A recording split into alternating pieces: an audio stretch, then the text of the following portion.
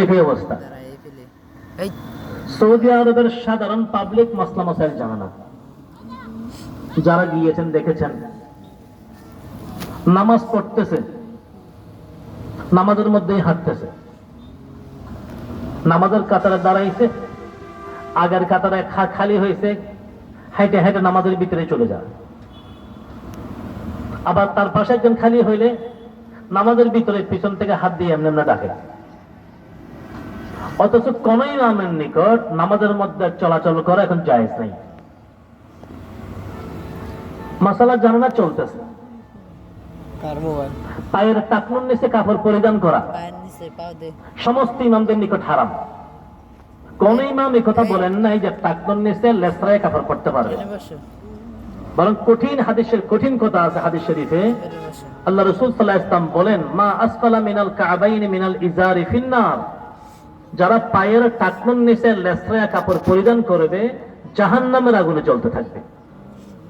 Fan, salwar, লুঙ্গি, জুব্বা যাই হোক টাকনুর উপরেই পড়তে হবে। নবীজি সাল্লাল্লাহু আলাইহি ওয়াসাল্লাম বলেন, লা ইয়ানজুরুল্লাহু ইয়াওমাল কিয়ামা ইলা মান জাররা সাওবাহু খয়ালা, যারা পায়ের টাকনুর নিচে লেসরায় কাপড় পরবে অহংকার করে, আল্লাহ পাক কিয়ামতের দিন তাদের দিকে রহমতের দৃষ্টি দান করবেন না। কি দেখা যায়, তারা সৌদি আরবের লোক, যারা পাবলিক উলামায়ে কেরাম ছাড়া পাবলিক যারা কেন্দুরা জুব্বা একটা পরে মাটিতে লেসরা। কেন? মাসআলা জানে না। মাসআলা জানে না কেন? ধর্মীয় কোনো আলোচনা নেই। ধর্মীয় কোনো আলোচনা নেই। ধর্মীয় আলোচনা ওইটুকুই আছে, ইমাম সাহেব জুমার দিন খুতবা যা বলতেছেন। তো ইমাম সাহেব জুমার দিন খুতবা তো নিজের ইচ্ছা মতো দেওয়ার কোনো অধিকার নেই। যা সরকারি ভাবে লিখিত আসতেছে ওইটাই পড়তেছেন। তো পাবলিক কি জানবে? সেজন্য আমাদের দেশের সাধারণ পাবলিকরাও যে পরিমাণ মাসলা মাসাইল জানে, অনেক জায়গার ভালো ভালো সম্মানী মানুষও সে সমস্ত মাসলা জানে না। মূল কারণ আলোচনা নেই। সেজন্য ধর্মীয় আলোচনার অনেক বেশি প্রয়োজন। দ্বীন আলোচনার দ্বারা আল্লাহ পাক নিজেই তো বলেছেন নবীজি সাল্লাল্লাহু আলাইহি ওয়াসাল্লামকে, ওয়াযাক্কির ফাইন্না যিকরা তানফাউল মুমিনিন, ঈমানি মুযাকারা করেন, দ্বীনি আলোচনা করেন। ধর্মীয় আলোচনার দ্বারা, কোরআন হাদিসের কথার দ্বারা ঈমানদারের ঈমান অবশ্যই উপকৃত হবে, ঈমানদার অবশ্যই উপকৃত হবে। আল্লাহর হাবিব সাল্লাল্লাহু আলাইহি ওয়াসাল্লাম সাহাবায়ে কেরামের মধ্যে পরিবর্তন আসলো কিভাবে? যখন যা শুনছেন তখন তা মানছেন, যা শুনছেন মানছেন। অনেক সাহাবায়ে কেরাম তো, কোন কোন সাহাবী এরকমও ছিলেন যে জীবনে এক ওয়াক্ত নামাজও ওনার আমলনামায় নেই, মানে পড়ার সুযোগ হয় নাই, মুসলমান হয়েছেন। আল্লাহ রাসূল যা বলছেন তা মানছেন। জিজ্ঞেস করতেছেন, ইয়া রাসূলুল্লাহ, এখন আমার দায়িত্ব কি, কাজ কি? আল্লাহ রাসূল বলেন, চলে যাও। সাহাবায়ে কেরামের সাথে চলে গিয়েছেন যুদ্ধের ময়দানে, জিহাদ করতে করতে শহীদ হয়ে গেছেন। এক ওয়াক্ত নামাজও ওনার আমলনামায় নেই। নাই কেন? যদি নামাজের ওয়াক্তই পান নাই। কিসের কারণে কামিয়াব হয়েছেন? কিসের কারণে জান্নাতি হয়েছেন? মানার কারণে।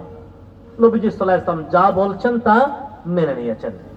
সেজন্য মানার যোগ্যতা অর্জন করতে পারা, এটা হলো সবচেয়ে বড় গুণ।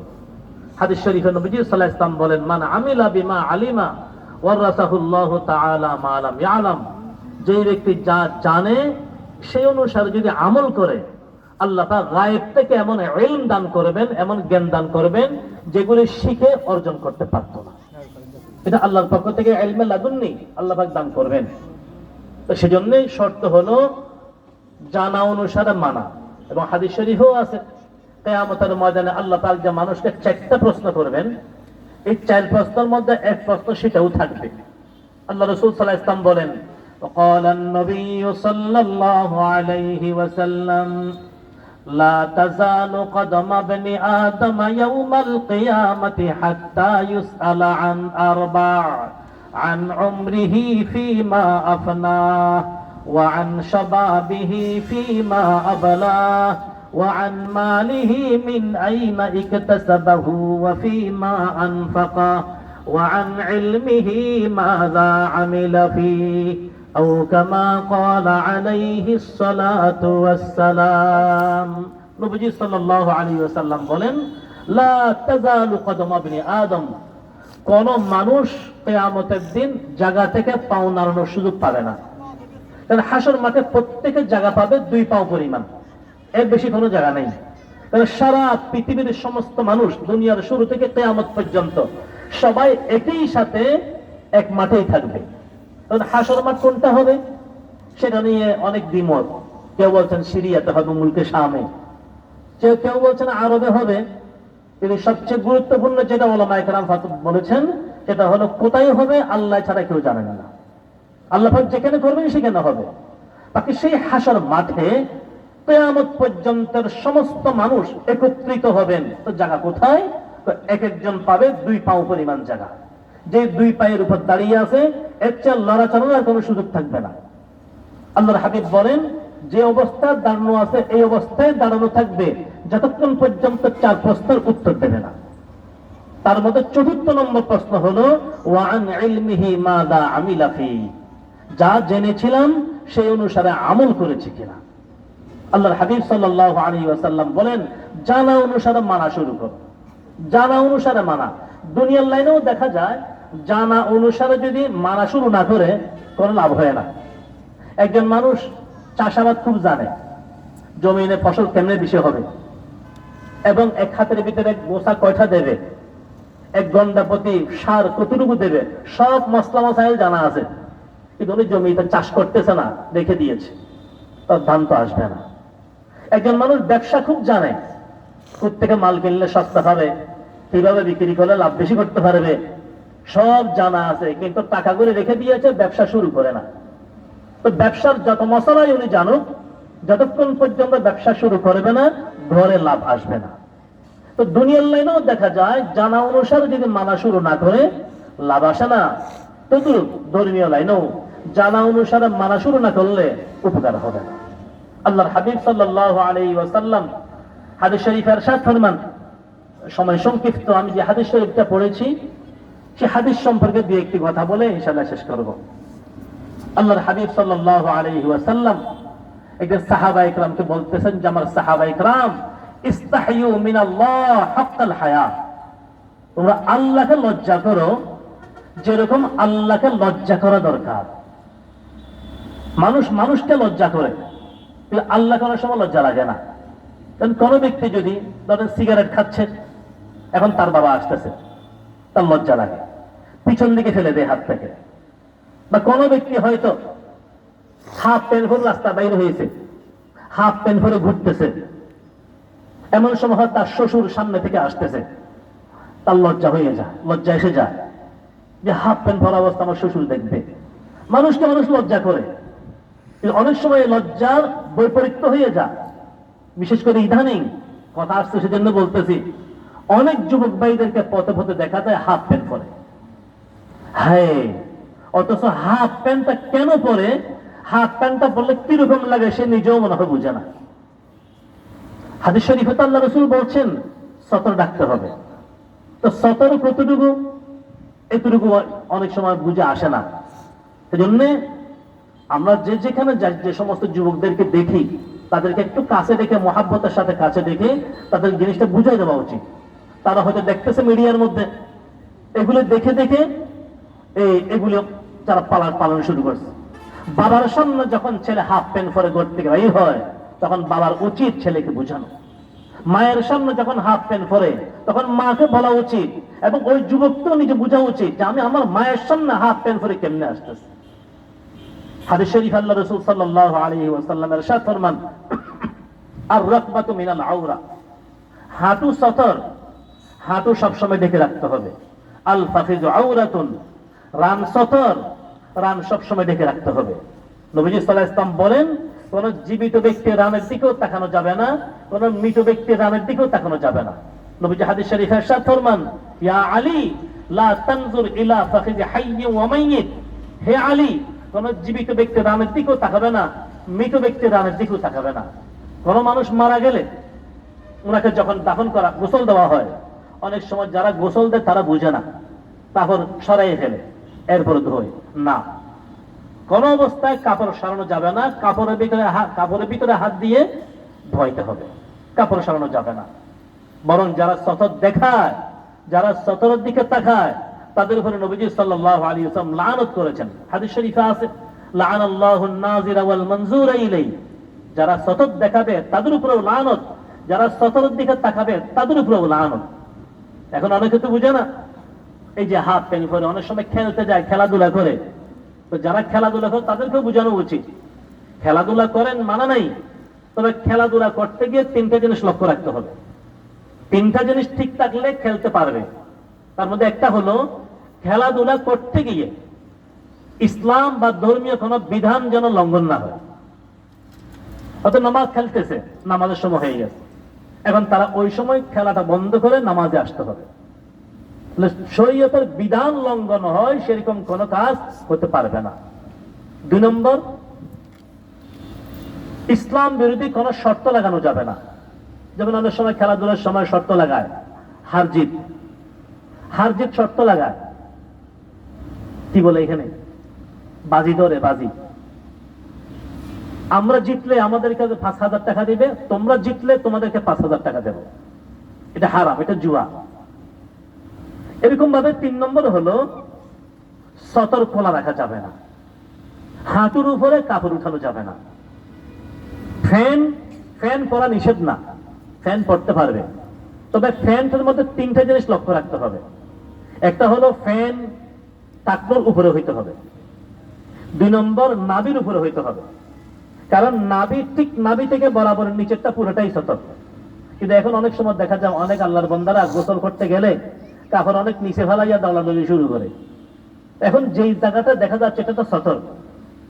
আবার অনেকে ফ্যান পরে একেবারে এই রানের গোড়ায় নিয়ে অনেক নিচু করে, আবার উপরে একটা গেঞ্জি গায়ে দেয়, গেঞ্জি আর ফ্যানের সমান সমান।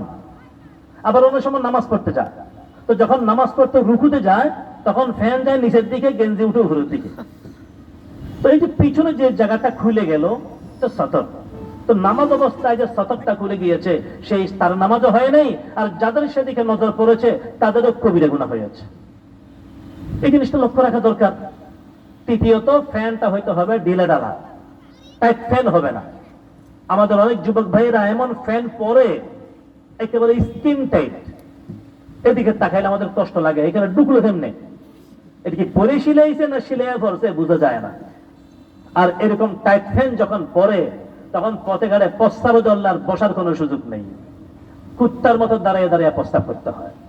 আমার ভাইরা, দাঁড়িয়ে দাঁড়িয়ে প্রস্তাব করার ভদ্রতামি নয়, দাঁড়িয়ে দাঁড়িয়ে প্রস্তাব করা ভদ্রতামি হলে কুকুরগুলিতে সবচেয়ে বড় ভদ্র হবে।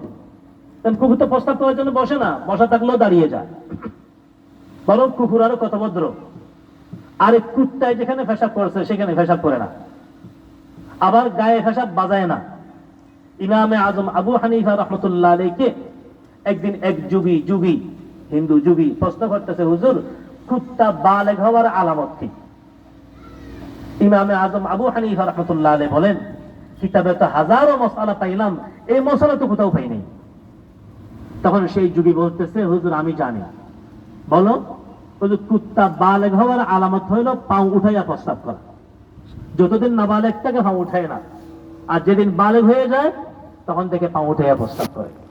আমরা যে গায়ে পেশাব যেন না বাজে, খুব ফাঁক জিনিস তো, পুরো শরীর না ফাঁক কিন্তু পেশাব থেকে বাজে।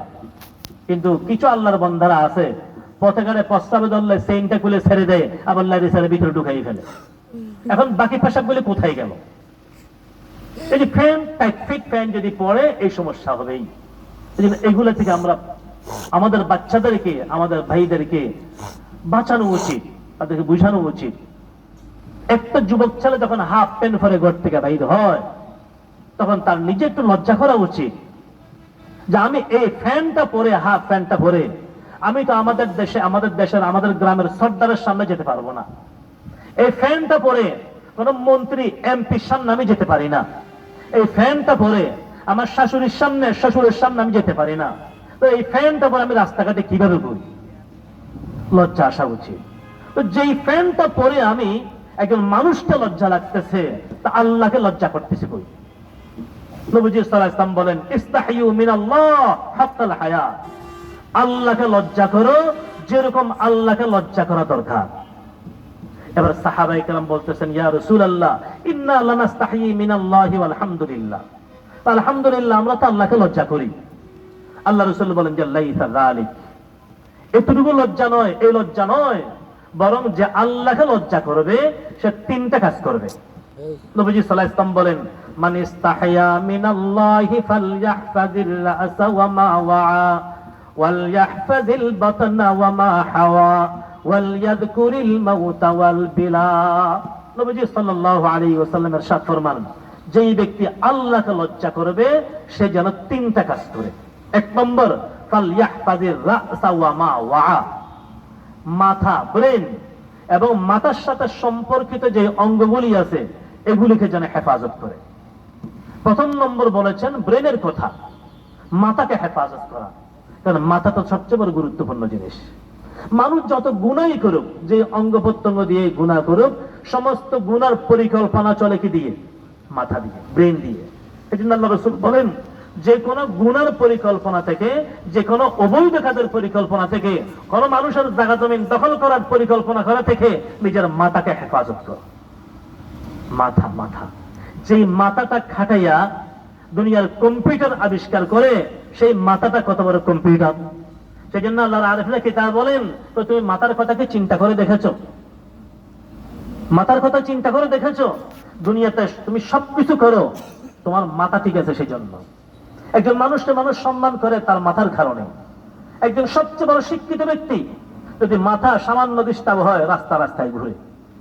একদিন এক যুবক ছেলে, অনেক সুন্দর, হ্যান্ডসাম, লম্বা, উঁচা, রাস্তা রাস্তায় ঘুরতেছে, কাপড় চোপড় ময়লা, সেজন্য বিড়বিড় করে কি বলতেছে।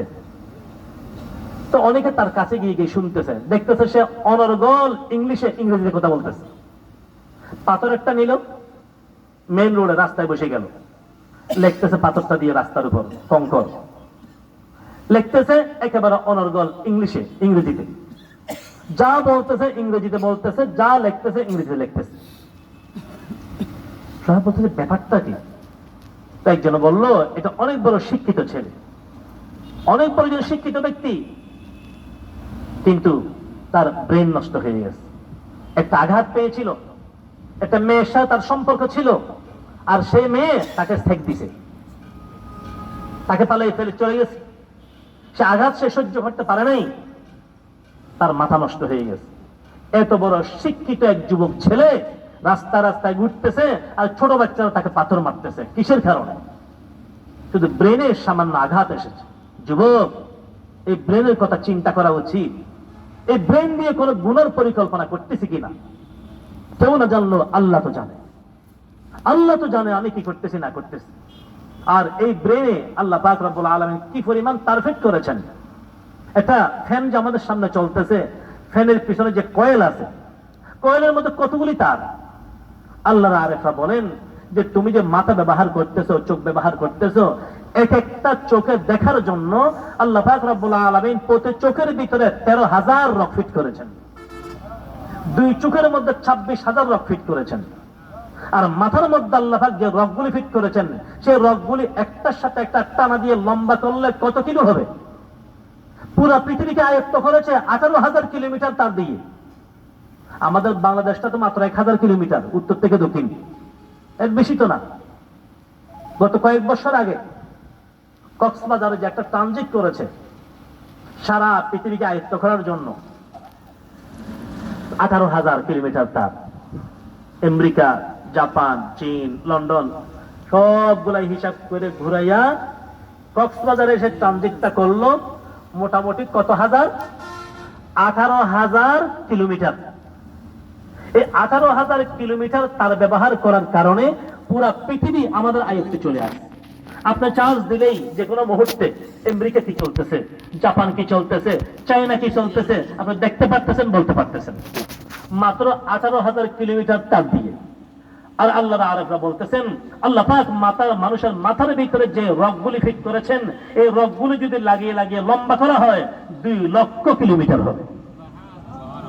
তাহলে কার দেওয়া ব্রেন দিয়ে আমি গুনার কাজ করি? যে ব্রেন দিয়ে, যে মাথা দিয়ে আমি দুনিয়ার সব কাজ করতে পারি, কিন্তু সেই ব্রেন মাথা খাটাইয়া আল্লাহর সাথে সম্পর্ক করতে পারি না। তাআল্লুক মা আল্লাহ, আল্লাহর সাথে সম্পর্ক গভীর হওয়া উচিত, কারণ দুনিয়ার সমস্ত সম্পর্ক একদিন ছিন্ন হয়ে যাবে। সম্পর্ক থাকবে একমাত্র আল্লাহ এবং রসুলের সাথে। দুই জায়গার ভালোবাসা স্থায়ী, আর সব ভালোবাসা অস্থায়ী। আল্লাহ রসুলের ভালোবাসা স্থায়ী, আর দুনিয়ার বাবা মা ভাই বোন স্ত্রী সন্তান ছেলে মেয়ে সবার ভালোবাসা স্থায়ী না অস্থায়ী? অস্থায়ী। যতক্ষণ স্বামী ঘরে যায় না স্ত্রীর ঘুমে ধরে না, যতক্ষণ সন্তান ঘরে আসে না মায়ের ঘুমে ধরে না।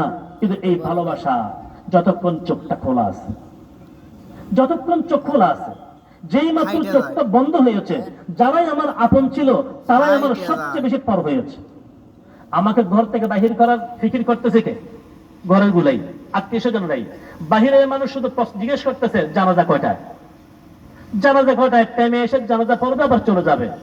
আর আমাকে ঘর থেকে বাহির করার জন্য কাফনের কাপড় কেনা, কবর করা, বাঁশ কাটা, পানি গরম করা সব করতেছে কারা? যারা আমার আপন ছিল তারাই। আবার জানাজা পরে সবাই চলে গেল, আমাকে আমাকে মাটিতে গাড়তেছে কারা? যারা আপনরাই, ছেলেরাই, নাতিরাই, পতিরাই।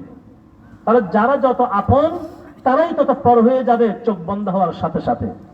মরার দিন অনেক সময় মরতেও হয় না, মরা ছাড়াই দুনিয়ার ভালোবাসা চলে যায়। স্বামী স্ত্রীর ভালোবাসা অনেক সময় স্থায়ী হয় না। দেখা যায় স্বামী বিদেশ থেকে মোবাইল পাঠাইছে, অ্যান্ড্রয়েড সেট, স্বামী টাকা পাঠালো, স্বামী স্বর্ণালঙ্কার পাঠালো, আর স্বামীর দেওয়া মোবাইল দিয়ে অবৈধ সম্পর্ক পরকিয়া করে স্বামী জীবিত অবস্থায় অন্যের হাত ধরে চলে যায়। কোথায় ভালোবাসা? কোথায় ভালোবাসা? দুনিয়া থাকতেই তো স্বামীকে বিদায় করে দিয়েছে। দেখা গেল দুনিয়ার যত ভালোবাসা আছে সব ভালোবাসা অস্থায়ী, দুই জায়গার ভালোবাসা স্থায়ী। কার কার? আল্লাহ এবং রসুল। আল্লাহ পাক রব্বুল আলামিন বলেন যে বান্দা তোমার আসল বন্ধুকে, কাকে বেশি ভালোবাসবে?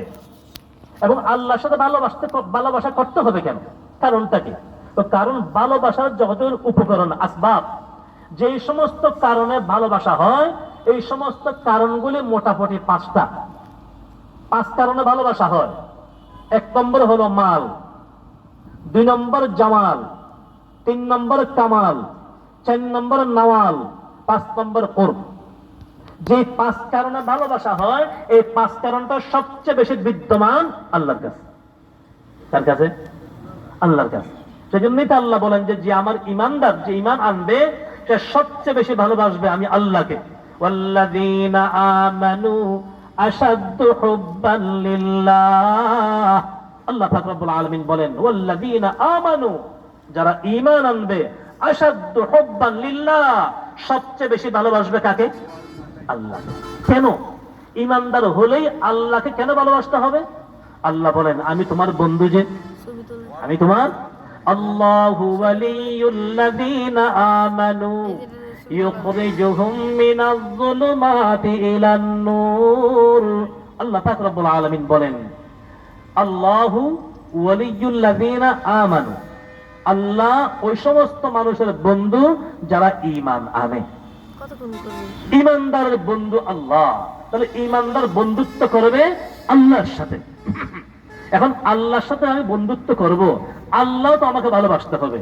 আমি আল্লাহকে ভালোবাসে দাবি করলাম, আল্লাহ যদি আমাকে ভালো না বাসে, দোনো পক্ষ থেকে ভালোবাসা না হলে ভালোবাসা অগ্রসর হয় না, দোনো পক্ষ থেকে ভালোবাসা হতে হয়। এখন আল্লাহ বলতেছেন তুমি তো আমাকে ভালোবাসা দাবি করতেছো, আমি আল্লাহ তোমাকে ভালোবাসি কিনা।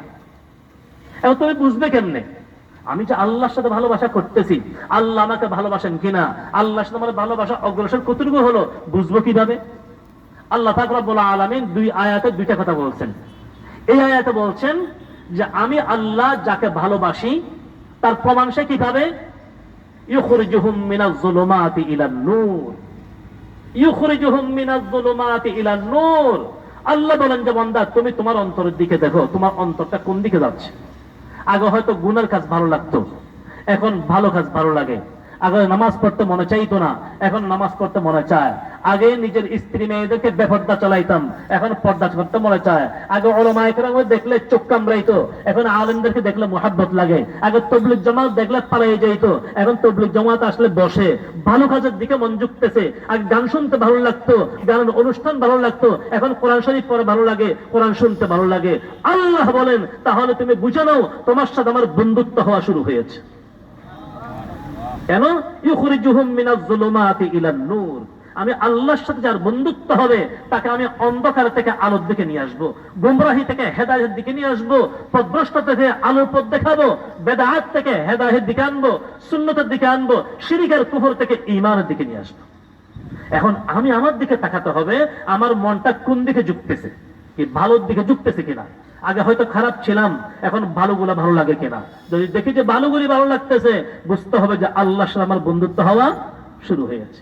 কিন্তু যদি এর বিপরীত দেখি, যদি এর বিপরীত দেখি, আল্লাহ পাক তাও বলে দিয়েছেন, ওয়াল্লাযীনা কাফারু আউলিয়াউহুমুত তাগুত ইউখরিজুনাহুম মিনান নূরি ইলাজ যুলুমাত। আল্লাহ পাক রব্বুল আলামিন বলেন, ওয়াল্লাযীনা কাফারু, যারা আমার অবাধ্য হবে, আমার কথা মানবে না, আমার কথার বাহিরে চলবে, উল্টো পথে চলবে, আউলিয়াউহুমুত তাগুত, আমি তাদের সাথে সম্পর্ক আমার সাথে রাখবো না, তাদের সাথে আমি সম্পর্ক করিয়ে দেব তাগুতের। তাগুতের এক অর্থ হলো জিন, তাগুতের এক অর্থ হলো শয়তান, তাগুতের আরেক অর্থ হলো ইসলাম বিরোধী অপশক্তি।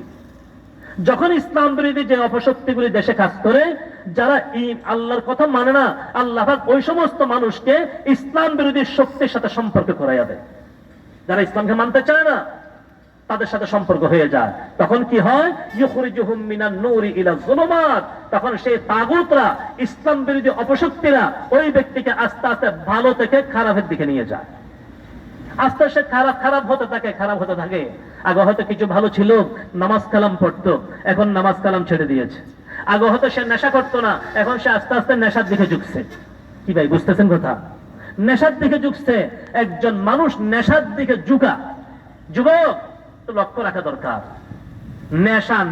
নেশার দিকে মন যাওয়া মানে আল্লাহ থেকে দূরে সরার প্রথম মাধ্যম। কারণটা কি? হায়, নেশা কত বড় গুনাহ। আপনাদের দিকে তো কেউ নেশা করে না, জায়গায় জায়গায় তো সব নেশা করে। আজকে মদ, শরাব, হেরোইন, গাঁজা, আফিম, টাইগার, বিয়ার, বাং, ইয়াবা, বাবা, কত কিছু।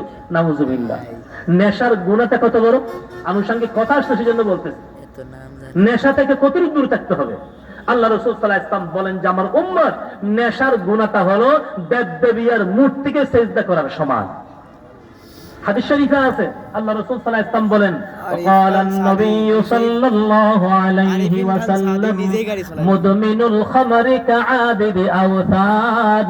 আল্লাহর হাবিব বলেন, যারা নেশা করে, নেশা তারা দেব-দেবীর মূর্তিকে সম্মান দেখানো, দেব-দেবীর মূর্তির পূজা করার সমতুল্য গুনাহে লিপ্ত। নাউজুবিল্লাহ। কোন মুসলমানকে দেব-দেবীকে সিজদা করবে? কোন মুসলমানকে দেব-দেবীকে সিজদা করতে পারে? পারে না। হ্যাঁ, কিন্তু অনেক সময় এমন হয়ে যায়, মুসলমান তো দেব-দেবীকে সিজদা করে না, কিন্তু দেব-দেবীর অনুষ্ঠান দেখতে যায়, পূজা মণ্ডপে যায়, সেখানে গিয়ে আবার প্রণাম জানায়। অনেক সময় মুসলমানের সন্তান দেব-দেবীর সেই পূজাগুলিকে শুভেচ্ছা জানায়, ব্যানার উঠায় শারদীয় শুভেচ্ছা। মুসলমান আবার শারদীয় শুভেচ্ছা কেমনে জানায়? ঈমান কোথায়? মুসলমান আবার রোজা আর পূজা সমান কেমনে বলে? কিরকম মুসলমান? তার ঈমানি গায়রত কই? মুসলমান যদি মুসলমান হয়, সে আবার সেখানে গিয়ে হাত জোর করে প্রণাম কেমনে জানায়? সে আবার সেখানে গিয়ে প্রসাদ কেমনে খায়? একটু নারিকেল মুড়ি খাইছি, লাগবে মিষ্টি, এটা হালাল জিনিস, স্মরণ রাখবেন। আপনি এখন তো শুরু করলেন কেন? খুব খেয়াল করবেন ওটা। নারিকেল মুড়ি হালাল জিনিস, কিন্তু যে কোনো হালাল জিনিস কোন দেব-দেবীর মূর্তির নামে উৎসর্গ করলে তখন সেই হালাল জিনিসটাও হারাম হয়ে যায়। যদি কেউ সেগুলো করে থাকে, অথবা শুভেচ্ছা জানায়, শুভেচ্ছা, শারদীয় শুভেচ্ছা। আবার তো অনেকে বলেছে ধর্ম যার যার, উৎসব সবার। তো ধর্ম যার যার হলে উৎসব কি সবার হয়? ধর্ম যার যার, উৎসব সবার, এই কথার অর্থ কি? ব্যবসা যার যার, লোকবংশ সবার। কি ভাই, কেউ মানবে? আপনার ব্যবসা আপনি করছেন, আপনার টাকা কামাইছেন, যখন মাস শেষে বললেন যে আমার এই মাসে 30,000 টাকা লাভ হয়েছে, গ্রামের সবাই দৌড়িয়ে আসছে, ব্যবসা তোমার হইলো, লোকবংশ আমরা সবার। কেউ তো মানবে না। জমিন যার যার, ফসল সবার। কেউ মানবে? কেউ তো মানবে না। আচ্ছা, কোন পাগল যদি আরেকটা অগ্রসর হইয়া বলে বিয়ে যার যার, বউ সবার, দুনিয়ার কেউ মানবে না। তাহলে কোনটা মানবে? ব্যবসা যার, লভ্যাংশ তার, জমিন যার, ফসল তার, বিয়া যার, বউ তার, এগুলো ধর্ম যার, উৎসব তার। আবার দেখা যায় এটা শুধু পূজার সময় হয়, তো রমজানের সময় কেউ বলে না ধর্ম যার যার উৎসব সবার, কুরবানির সময় কেউ বলে না ধর্ম যার যার উৎসব সবার, সবার সবে কদরতে কেউ বলে না ধর্ম যার যার উৎসব সবার, শুধু পূজার সময় কেন? এগুলো হলো আন্তর্জাতিক চক্রান্ত। আমার যুবক ভাই বন্ধুরা, সচেতন হতে হবে, সচেতন। ইমানি গায়রত, ইমানি চেতনা ভিতরে লাগবে। কেন? আমি শুধু যুবক নয়, আমরা মুসলমান যুবক। আমরা কি যুবক? খুব খেয়াল রাখবেন, শুধু যুবক নয়, আপনি মুসলমান যুবক। সেজন্য ডক্টর আকবর এলাহাবাদী কি বলেছেন? তুম শৌক সে কলেজ মে পড়ো, পার্ক মে ঝোলো। अरे तुम शौक से कॉलेज में पढ़ो, पार्क में झोलो, शायद के गुब्बारों में उड़ो, चरख में झोलो। হে মুসলমান যুবক, তুমি শুধু যুবক নয়, তুমি যুবক শব্দের আগে আরেকটা শব্দ আছে, তুমি মুসলিম যুবক। সেই জন্য তোমার স্মরণ রাখতে হবে, তুমি কলেজে পড়বে, পড়ো, ভার্সিটি পড়বে, পড়ো, ভার্সিটি যাবে, যাও, বাতাসে উড়বে, উড়ো, পার্কে ঘুরবে, ঘুরো, কিন্তু একটা কথা তোমার স্মরণ রাখতে হবে, আল্লাহ রসুল আপনি হাকিকত কো না ভুলো। আল্লাহ এবং রসুল এবং তুমি কে, তোমাকে তুমি ভুলিও না, তোমাকে তুমি ভুলিও না। তুমি পরকালে বিশ্বাসী, তুমি আল্লাহর গোলাম, তুমি নবীজির উম্মত। নবীর উম্মত অন্য মতে হইতে পারে না। উম্মত কাকে বলে? সোজা কথায় যার মত নবীর মত একমত, তার নাম উম্মত। এখন আমার মত নবীর মত একমত না দ্বিমত? আল্লাহ রাসূল বলেছেন 5 ওয়াক্ত নামাজ পড়ো, আমি যদি নামাজ না পড়ি নবীর সাথে কি একমত না দ্বিমত? আল্লাহ রাসূল বলেছেন সুদ লেনদেন করবে না, আমি যদি সুদ লেনদেন করি নবীর সাথে কি একমত না দ্বিমত? আল্লাহ রাসূল বলেছেন ঘুষ খাইও না, আমি যদি ঘুষ খাই নবীর সাথে কি একমত না দ্বিমত? আল্লাহ রাসূল বলেছেন স্ত্রীর জন্য মেয়েদের জন্য পর্দার ব্যবস্থা করো, আমি যদি আমার স্ত্রী মেয়েদেরকে সাজাইয়া পারাইয়া চেহারাটা খুলে দিয়া রাস্তায় রাস্তা নিয়ে ঘুরি নবীর সাথে কি একমত না দ্বিমত? আল্লাহ রাসূল বলেছেন নেশা করিও না, আমি যদি নেশা করি নবীর সাথে কি একমত না দ্বিমত? প্রত্যেকটা জিনিসের দিকে তাকাই, আর প্রত্যেকটা